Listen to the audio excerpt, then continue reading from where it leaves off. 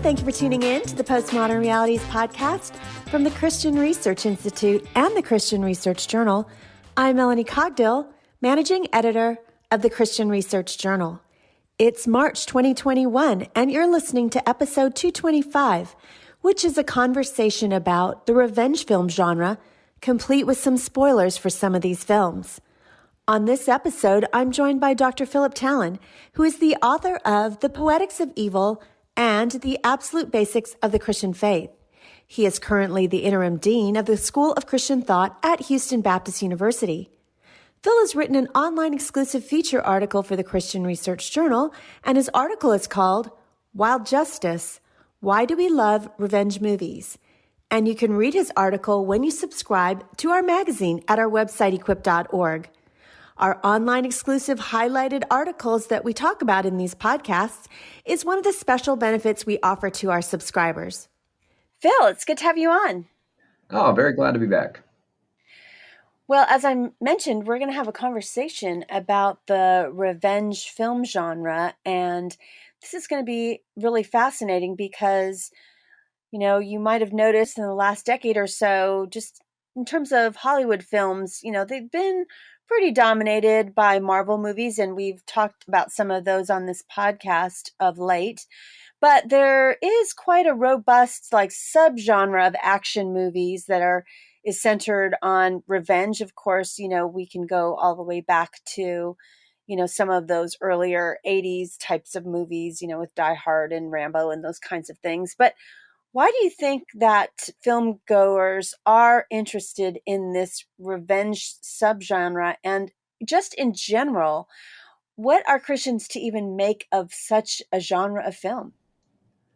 Yeah, well, it is interesting that we have this, kind of smaller subgenre running alongside the Marvel movies. And the Marvel movies, of course, are brightly lit and aim to have more just heroic themes, where these typically R-rated, darker revenge action movies have continued to be pretty steadily bankable and spawn sequels. So there's kind of an old-fashionedness almost to the way that these movies have rolled out. So I'm thinking particularly of series like Taken, or the John Wick series especially, or things like the Equalizer series, which is a remake of TV show and novels, but there's a whole new version of this. I think there's a TV show coming out as well, and they're remaking Death Wish, for instance, the old Death Wish movies.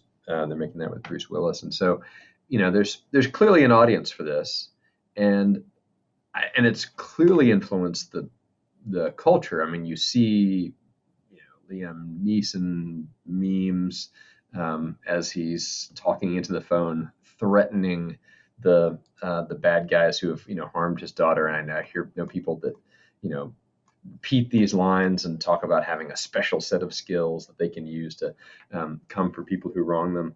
And so there's a kind of a whole subgenre. Why is this so attractive? I mean, I think partly it's because it connects to a deep desire that we have within us for justice, right? We like seeing justice brought about. It's a basic moral intuition that that we have, that wrongs should be punished, and so it's incredibly satisfying to see that played out very clearly and immediately on screen, instead of having to deal with our messy legal system, which takes time, or even in a theological sense with the delayed eschatological justice of Christ's return in the last judgment, right?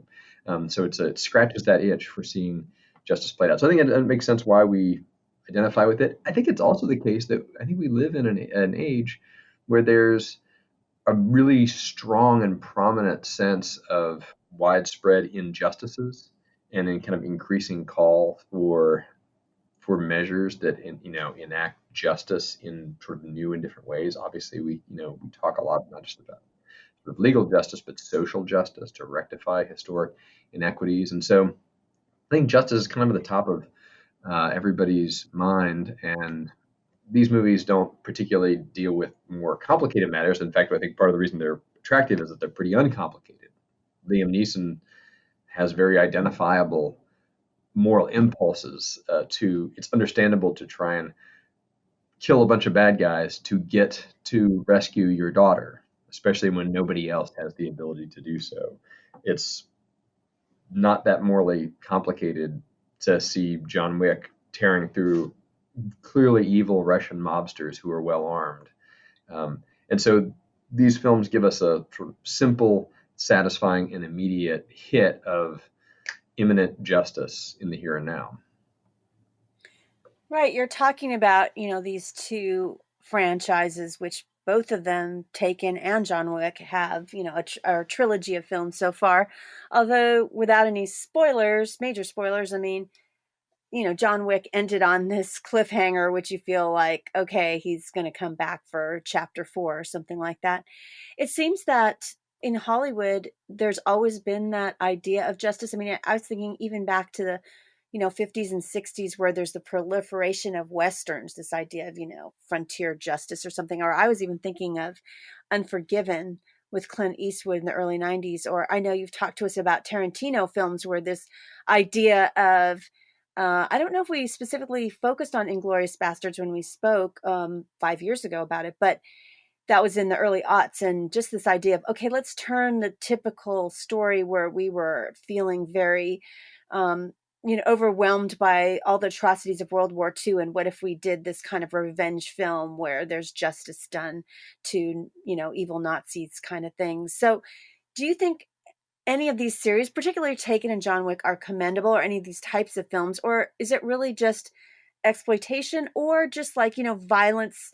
They're so overly violent. When I think of like Inglourious Bastards and even, Taken and John Wick, there's so much, gun violence in there. Is it just kind of, as slash them up as much as we can, as, gruesome as we can, just for the sake of that? Yeah, no, there's other two things in there. One is, are these commendable, and is there, maybe do they cross the line, and what do we make of just the unrelenting violence? I will say that in order to prepare for this, I went through and watched a lot of these movies, more than I talk about in the piece. And so, it is wearying after a while just to witness so much violence, so many bearers of the image of God dispatched with gunshots to the head repeatedly. It kind of wears on the soul. I think that what the Taken movies and the John Wick films and, say, Tarantino's Inglourious Bastards or Django Unchained, for instance, or even this recent Once Upon a Time in Hollywood have in common is that they do offer us a kind of fantasy, which is to say they offer us a fantasy where there's a certain measure of moral clarity. We're dealing with clearly evil people who are powerful, and so their evils can't be rectified through normal means, right? Through the kind of coercion of the culture around them or through the legal system. And so force must be brought in these cases. And so they offer a fantasy where force needs to be brought. It must be brought in order to bring about, sort of justice in the here and now. We're dealing with kind of clearly evil people because the movie is taking place within this sort of snow globe where we see the badness of these wicked people. In the real world, of course, things are always much more complicated, right? Things are more messy. It's hard to carry out sort of force without hurting people who are in fact innocent, or to work within a situation where we're not already kind of complicit or bound up with injustices ourselves. And so there's a sense in which they do offer kind of a bracketed justice laboratory where we can see, okay, Adolf Hitler. If any person, military figure, political figure, sort of deserves to have martial force brought against him to end his life, clearly this is someone who deserves this. And Inglourious Bastards gives us that fantasy, the fantasy of people, Jews, American soldiers who are Jewish, enacting justice against this wicked person.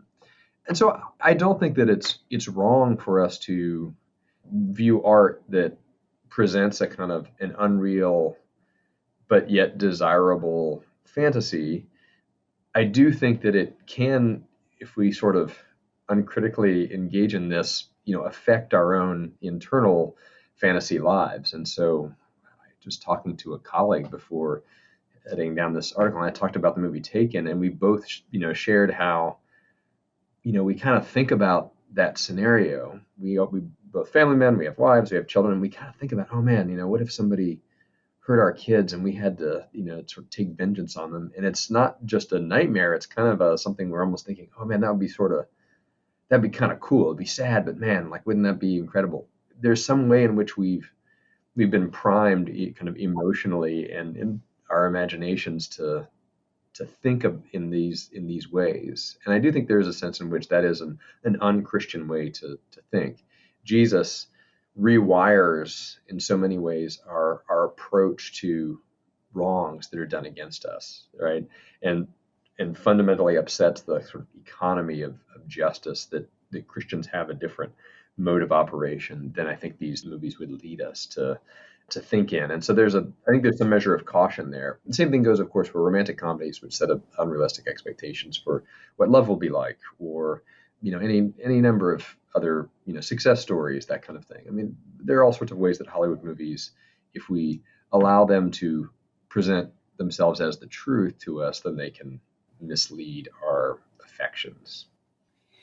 Do you think there's some kind of exploitation element in them, though, with stereotypes like you were mentioning earlier, like, bad Russians? So suddenly it seems to me in these films, particularly both Taken and John Wick, Russian mobsters are portrayed as being evil, and just those kinds of things that, the really evil people at the top, they're all from Middle Eastern countries, and that kind of thing in John Wick. Is there some kind of exploitation of like stereotypes and tropes that these movies are falling on that can be bad for, just our perception, as you said, of people made in the image of God?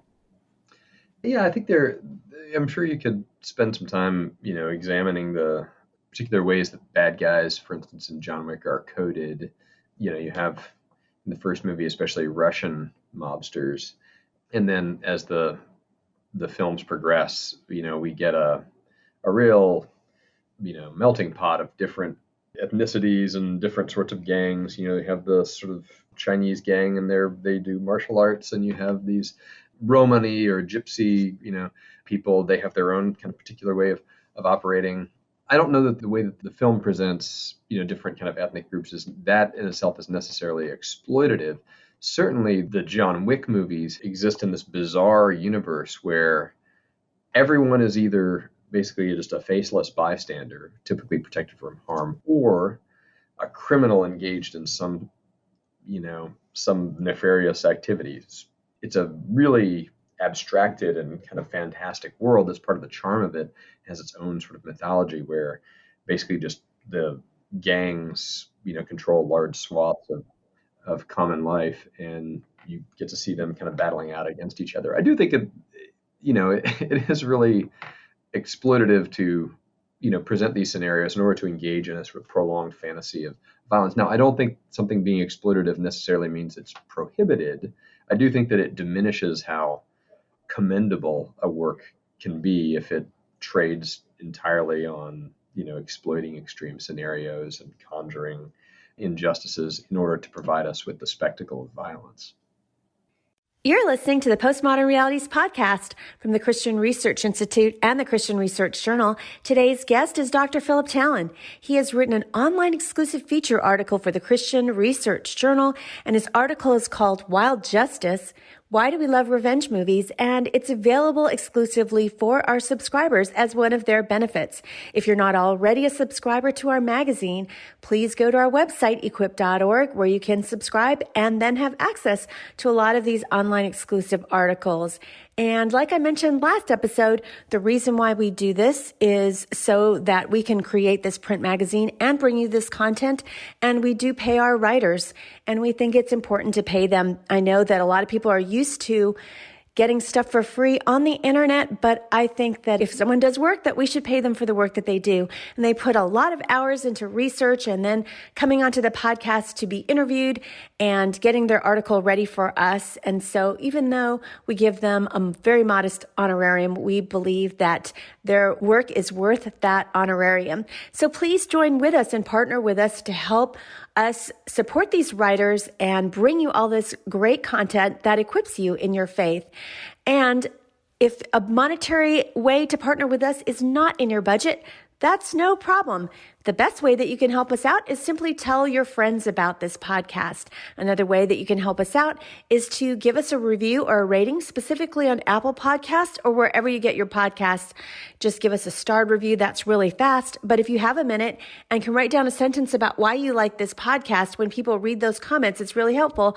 I know that any of us that does online shopping, whenever we read those comments about a product or a service, it helps us make a decision. Hey, I want to get that thing. Or, hey, I want to listen to this podcast. So please help others know why they should be listening to this podcast.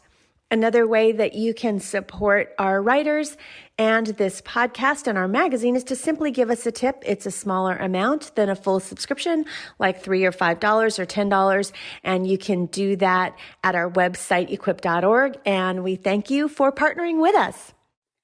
You know, we were just talking a moment ago about how we watch these movies, and you mentioned the ethics of it. I mean, how are we to grapple with the ethics in the actual movies? Like, you know, somebody has been wronged, and so therefore, and taken. So therefore, you know, he's going to go back for vengeance against his daughter. Or even you mentioned the Equalizer, which is like, he's kind of like a modern day human, almost like superhero type of person who sees, or Batman, you know, I want to say, like, he sees these bad things happening and he's going to go after the bad guys because, not because he has any attachment to the people that they are, you know, committing crimes against, but because he sees it as this universal wrong. And so somebody has to go and defend what he would say is the defenseless. And, you know, is this the kind of film, you know, that is being presented to us for entertainment that Christians should, you know, watch or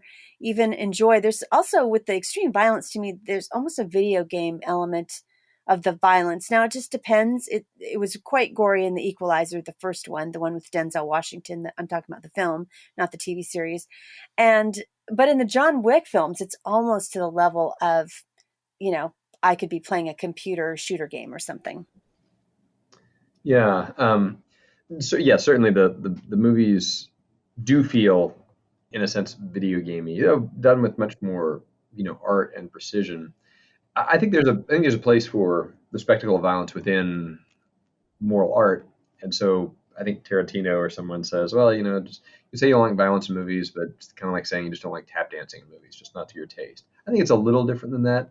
I do think there's a sense in which, you know, when we're watching violence, it does kind of raise questions of, you know, what sort of picture of the human person is being presented here, and, you know, what are the kind of ethics involved in the situation. The movies make very clear, of course, that the people who are being harmed are very bad.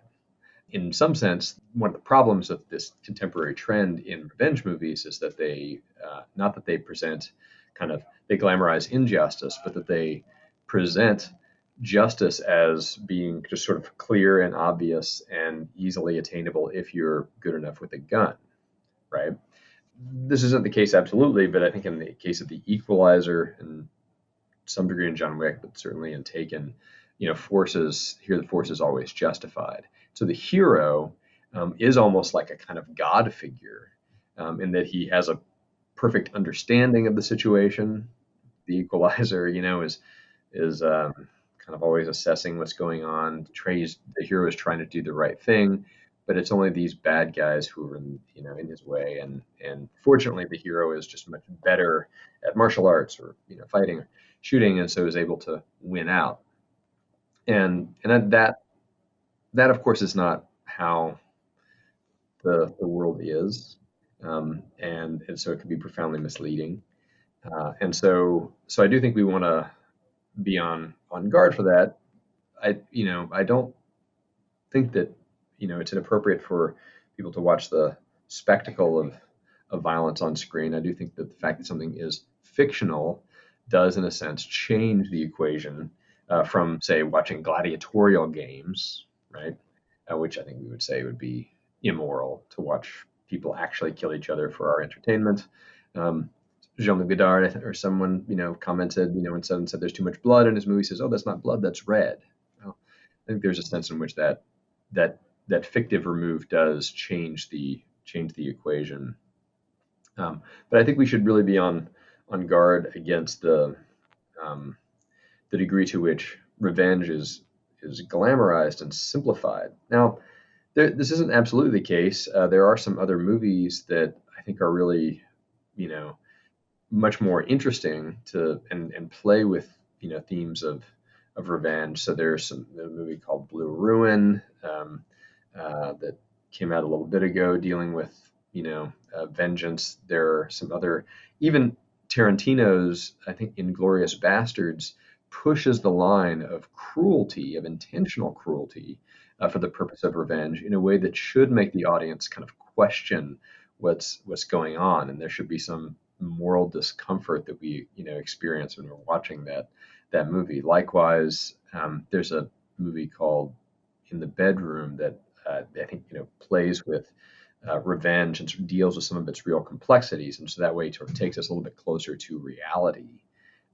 And I recommend, as with most things, having a kind of well balanced diet of artistic consumption. If all we're watching or rewatching or is John Wick, I think it's going to distort our perception of reality. So I'm sure some listeners are saying, well, why would you be covering this? What does the Bible have to say about justice and, revenge? Is there a place for revenge? And then I know there's some, you know, listeners who are probably also struggling with certain stories in the Bible where we see in the Old Testament God saying, go out and, eliminate this particular people from the land and, basically go and conquer them and kill them. So how are we to do that? Especially, when a lot of times Micah 6:8 is quoted about where to do, act justly and love mercy and all these things. So how do we kind of square all those different things that we read about in the Bible and then come to an understanding of what is really a Christian worldview of justice and revenge? Yeah, no, that's a good question. I think that the um, issue of God's decree of warfare is a little bit different, and that these are obviously divinely given commands. And typically, when the Lord commands such things, He says, these people are wicked. He gives reason for doing so. The the issue very often, as we deal with it in the sort of the shift from the Old Testament to the New Testament, has to do with to what degree is we might say sort of justice necessary, as part of our just operation in human life. So in the Old Testament, we clearly have instances where wrongs then require retribution, sort of retributive punishment, you might say, which is, and revenge is maybe you might say kind of a subset of retributive punishment. It's obviously retributive harm that's delivered. It could be just or unjust. But, in the Old Testament, we have this prescription, an eye for an eye, right? This is part of the lex talionis. It's in other ancient moral prescriptions as well. It's clearly a kind of an advance over a cycle of endless retaliation. And so, contrary to what Gandhi says, an eye for an eye makes the whole world blind, the lex talionis is precisely put in place to limit retribution to proportionate response. So, if one person's tooth is knocked out, you get your tooth knocked out as punishment, and then it stops. Right? That's the end of that sort of retribution. Now, Jesus, of course, responds to this. He says, "You've heard it said, an eye for an eye, but I tell you, if someone slaps you on the cheek, turn your other as well." Right? And that's Matthew 5. And so there's a sense in which Jesus is commanding us as Christians to operate by a different kind of calculus, which is that when we are harmed, we don't have to retaliate. we can instead offer grace.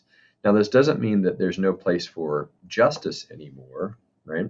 Um, uh, in some sense, what the Christian affirms is that justice has been paid, sort of compensation has been made for this wrong, but that Jesus himself has taken punishment for wrong, and so there's a sort of a surplus of grace that we can then pay forward and provide to others, right? We ourselves are guilty and have been forgiven, and so we can extend this forgiveness. Forgiveness isn't free, right? Anybody who's ever forgiven someone for something awful knows that it is costly, even to the person who does it, right? You bear, as it were, the kind of the weight of that. But the New Testament offers a profoundly different picture of how the church should operate. Paul talks about ceding, as it were, the sword of justice to governments. He still sees a place for appropriate punishment. But in our own lives, we offer grace and restoration as a gift. We don't have to retaliate in order to sort of square the debt that injustice provokes.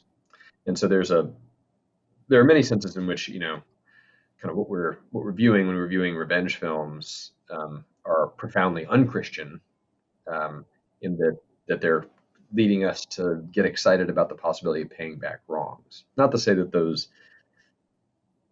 and that's the problem with these revenge films in a way, and what's maybe helpful about them is that they so clearly this force need to be brought in order to help someone else who's in trouble, as in the Taken movies, that it's obvious that in this case that this is the right thing for Liam Neeson to do. In reality, of course, that's rarely the case. So it's interesting, the movies that we've been talking about are largely focused on, men being the heroes in these revenge films, male violence in terms of fighting, and killing other men. And I'm just wondering if, revenge is much broader than violence, because I've been, every year although not because of the pandemic, not this year, I usually go to theaters and see all the buzzed about movies that are going to be nominated. And one of those very buzzed about movies is a film called Promising Young Woman, and it's getting Oscar buzz for the performance by actress Carey Mulligan. And in this film, she plays this, coffee shop worker by day, but she's got like this double life, and she's on this mission to avenge her best friend who was raped. And so at night she goes to bars and she pretends to be drunk and then goes home with these supposedly nice guys who are going to, take advantage of her and extracts vengeance on them. So it's interesting to me when I was watching The Equalizer and Taken that here are these guys defending women in those same situations in terms of sexual exploitation. But then in this film, a woman is taking vengeance, not a man, against wrongs done to another woman. Yeah, and the opposing wicked force in a number of these movies is the kind of the entitlement and the power that men have culturally. So yeah, there's a legacy of these what you might almost call like social revenge movies, where so 9 to 5 is a movie from the 80s, or First Wives Club, which is not a very good movie. I did watch it in preparation for this article, or Promising Young Woman, where you have women who've been wronged by men, and then are getting even as a result. Promising Young Woman is a very interesting movie. I don't think it's a great movie, but it's interesting that you have this woman who's really kind of addressing a problem of things like sexual assault and the ways that it's covered up, and so she's trapping men and making them feel the pain of their sort of wickedness, and you see how men respond, which they respond with sort of indignity and entitlement, and that movie actually really falls into the sort of revenge movies. I won't spoil it because it's just out, but it really pushes on this problem of the ways that women are treated unjustly by men, and then the ways that their plight is not attended to, by our system. And I think it's for people who are interested in this kind of movie. I think it's at least worth checking out. So you do have this thing. Of course, there are also revenge movies featuring women, so like Jennifer Garner and Peppermint, that's one example, but there are others, as well, where you have kind of obviously Quentin Tarantino's Kill Bill, where you have Uma Thurman, who's shot on her wedding day while pregnant, and then goes on this tear and eventually reunites with her daughter. So it's not exclusively um, a male. Whenever men are involved, doesn't necessarily mean that that's just it's going to be violent. When women are involved, doesn't mean that it's necessarily just going to be social revenge. But you do sort of see these different trends playing out. I mean, I do think that in many senses, our increasing interest in personal revenge does point to the sort of de-Christianization of our culture, which I think, we typically there's been a focus on, justice should be carried out through the system, and it seems like increasingly now we have this, sort of focus on getting personal revenge, even if it's diffused and just, and that is a profoundly unchristian way to operate. And I think you see that in both the kind of male-dominated, violent movies, as well as these sort of female-driven more forms of social revenge movies. So, are there any commendable revenge films? I'm just wondering specifically ones that aren't rated R. They're all so extremely violent that you can recommend to our listeners. And I mean, do you even think that Christians should consider watching any revenge films? Well, I watched a few movies. So one movie that I watched that I think has a more kind of wholesome message is Mean Girls. It's a 2000s comedy written by Tina Fey. It's based on a kind of book analyzing the social lives of teenage girls from a book called Queen Bees and Wannabes, and it deals with kind of unpopular people versus popular people in the ways that the unpopular girls are getting revenge for the cruelties of the popular girls, and it goes a little bit beyond just dealing with the satisfactions of revenge into kind of how do you then kind of like restore a community sort of in the wake of these grievances coming out. And I think that's worth viewing. I think it has some commendable qualities. A movie that is rated R, but I think is worth viewing is a movie I mentioned earlier called In the Bedroom. And In the Bedroom is the directorial debut of Todd Field. It came out in the early 2000s. It's really a beautifully made movie, and it deals with a very comprehensible real life situation that someone might find themselves in. In the movie, you have Tom Wilkinson, who's the main character, and he's got a wife played by Sissy Spacek, and then a son who's dating this divorced woman. And the divorced woman's ex-husband eventually comes back on the scene and kills the son. So they're dealing now with the grieving for the loss of their son. The ex-husband has a wealthy established family in town. He's made bail, and so he's out on the street, and the family is dealing with having to see their son's murderer free and taste the possibility of living in the same town with this person for the rest of their lives. If he, for instance, got off or had some excuse for some way of getting free or gets out of jail eventually. And so the father decides to take it on himself to kill his son's murderer, right? To take justice into his own hands, to enact retributive harm on him. And so, sort of third act, a lot of it, follows this plan that they're enacting. Earlier in the movie, you see the father gets an injury on his finger from a lobster trap, and he's worn a Band-Aid the whole time, and it's the Band-Aid that's on his trigger finger, and they eventually carry out their plan. They kill this man, bury his body, hide it, turn home, cover up the evidence. And as the father gets into bed with his wife, she asks basically if it's done. And he lays there, obviously sort of haunted by the reality of what he's carried out, this act of vengeance. And you see him take the Band-Aid off his finger, and he sees that the wound that he had gotten earlier, against the wound on his trigger finger, is now healed, or it's getting toward healing.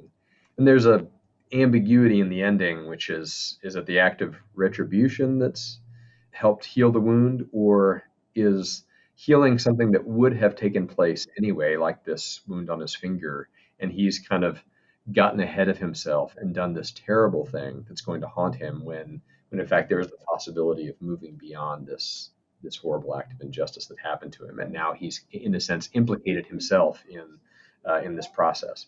So I think it's a nuanced and interesting film that it really raises questions that Christians can meaningfully engage with and think through kind of how would you respond if you were in the situation.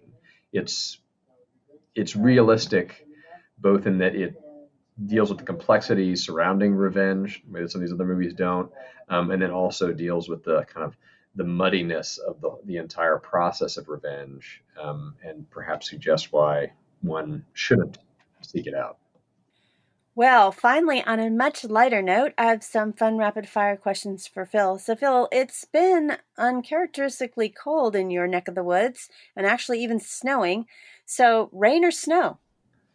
Oh, snow is way better. That's, it's more fun to go play in. Now, it wasn't fun when our power was out for, you know, uh, 12 hours at a time, and we were all worried about our pipes freezing and there was no water. But we did have a good time the first day, sledding and running around and throwing snowballs, and it was a blast. And since it's been so cold, sweaters or sweatshirts? I have to dress up most days, so I typically wear sweaters. At the grocery store, paper, plastic, or reusable grocery bags? Well, we do try and use bring our grocery bags in, and so we don't create waste. Though I always ask for paper bags because I typically have more use for them. I can cut up a paper bag and wrap a present in it, or I can sort of reuse it for something else. And so I'm a big fan of paper. And at the grocery store, are you self-checkout or regular checkout with a cashier? My grocery store in Sharpstown here, basically a budding Chinatown, does not have self checkout. So you're always talking to a cashier. It's great. Well, thanks, Phil, for being a guest on the Postmodern Realities podcast. Yeah, always a pleasure. Thanks for having me. You've been listening to the Postmodern Realities podcast from the Christian Research Institute and the Christian Research Journal. We want to thank our guest today, Dr. Philip Talon. He has written an online exclusive feature article for our journal. It is called Wild Justice, Why Do We Love Revenge Movies? And you can read his article if you are a subscriber to our magazine at our website, equip.org, where you can also go to subscribe to the magazine. Thank you for listening. We'd like to connect to you, so please subscribe to the Bible Answer Man YouTube channel and join in the conversation in the comments section and in the live chat when we have premiere videos. Please follow the Bible Answer Man page on Facebook, and on Twitter you will find us at Hank Hanegraaff, Bible Answer Man, Christian Research Institute, and Christian Research Journal, as well as on Instagram at the Bible Answer Man account. You won't want to miss every Monday through Friday at 6 p.m. Eastern when we live stream the Bible Answer Man broadcast, hosted by CRI President Hank Hanegraaff at our website, equip.org. In addition, please subscribe to the Hank Unplugged podcast. Hank gets out of the studio and into his study and engages in in-depth, free-flowing, essential Christian conversations on critical issues with some of the most interesting, informative, and inspirational people on the planet. You'll want to head on over to equip.org because there you're going to find thousands of free resources for you in articles and past broadcasts, our podcasts, and videos. And thank you for all the ways in which you partner with the Christian Research Institute.